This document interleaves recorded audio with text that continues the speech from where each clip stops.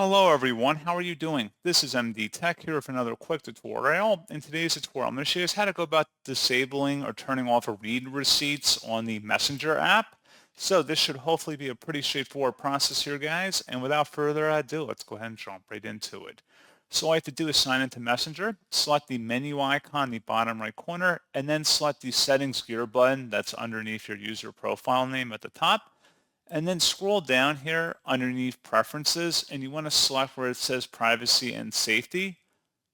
And then scroll down underneath what people see, select read receipts.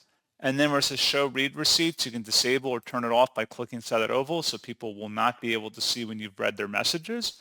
And that is all you would have to do.